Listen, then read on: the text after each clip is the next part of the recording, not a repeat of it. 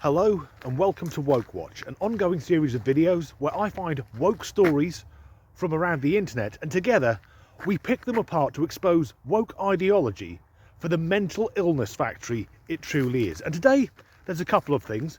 Firstly, there's something very woke I found on the internet, and secondly, there's a story from right here in the UK today about an active pushback against wokeness, in particular gender ideology.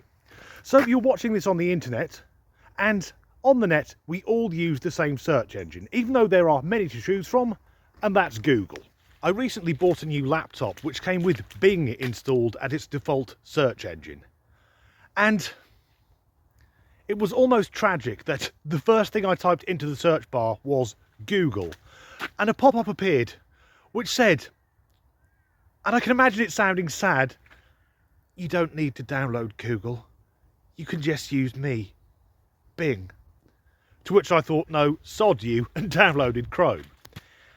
Anyway, a few days ago I became aware of something, so I asked Google a question. Can men menstruate?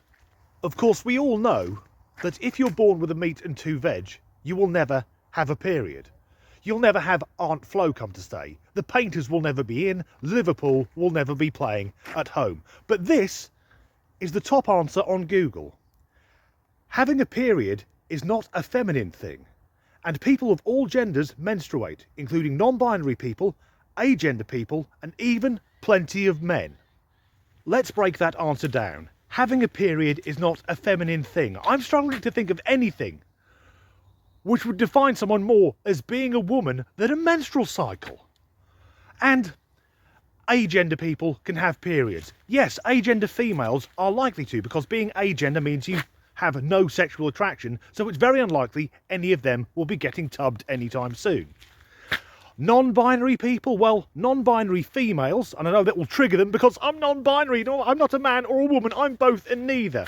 But no, those who are born female, non-binary identifying people, they will also have periods, because 99% of non-binary females are fucking hideous and no one in their right mind would try and mate with one. But as for plenty of men having periods, no.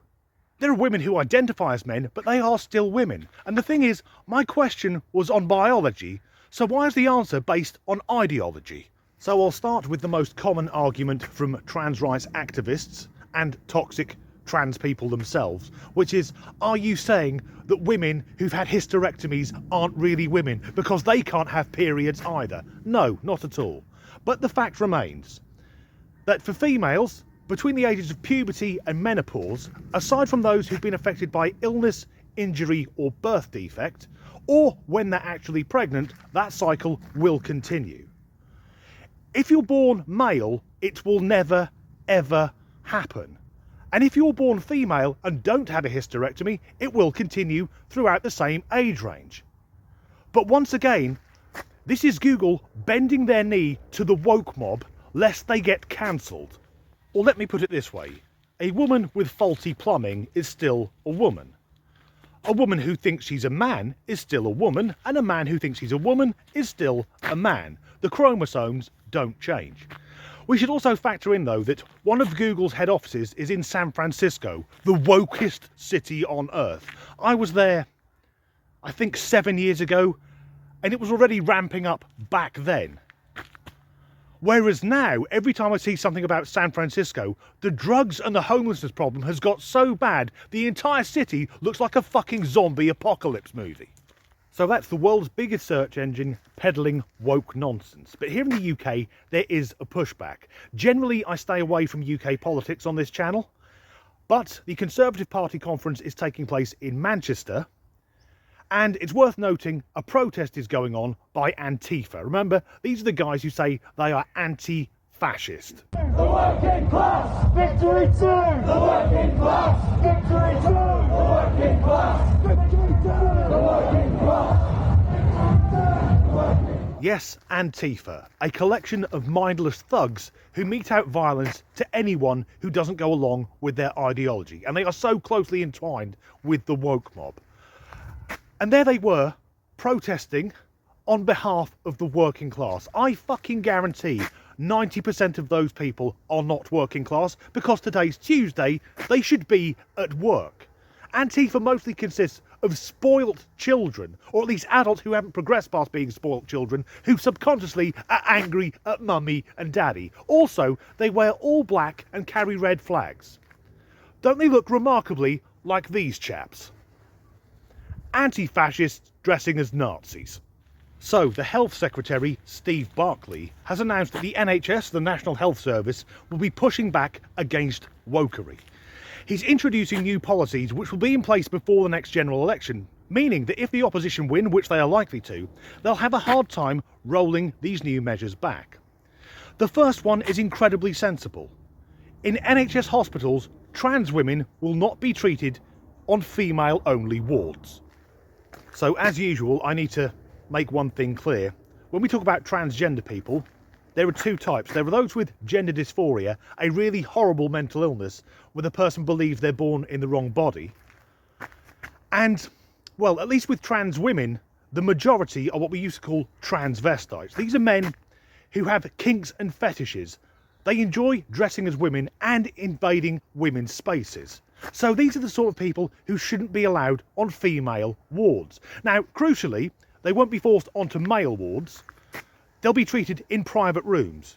They'll be given special service. But I know this is going to bring about shrieking and wailing and we're being discriminated against. It's segregation. It's genocide.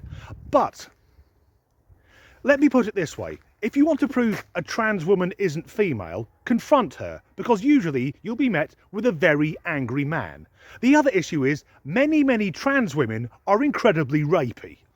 Another policy, which is very sensible and very simple, is that moving forward, trans patients will be treated when it comes to intimate care, so touching, well, downstairs, by healthcare providers who are the same sex as them. Not by whatever gender it is the patient has made up. Because once again, this is part of the fetish of many transvestites, getting into female spaces, where they could request, say, a female doctor or nurse. Hello, nurse. I'm a woman. Touch my dick. And the final policy for me is a true victory for common sense over woke ideology. Because although trans patients need to be treated with respect and care, with immediate effect, all language used by the National Health Service will reflect biology, not ideology. So terms like chest feeder, pregnant people, uterus owners, bleeders, they are being erased with immediate effect. All of these dehumanising phrases that the trans lobby have demanded to dehumanise women just to appease less than 1% of the population, most of whom are severely mentally ill. And I am so happy about this because I've said many times, nothing will ever be enough for that group of people. They don't want integration, they want domination. They want more rights than everyone else. And like I said earlier today, I saw a non-binary female who I will now describe. So this individual, who was clearly female, was about 5'5", morbidly obese, with terrible skin, multiple piercings, greasy green hair that looks like it hasn't been washed for about a month. Because there's this weird thing with so many non-binary people to make themselves look as grotesque as possible. But it was also wearing a leather jacket, upon the back of which it had written, "Trans and non-binary people are real. We exist. We are important."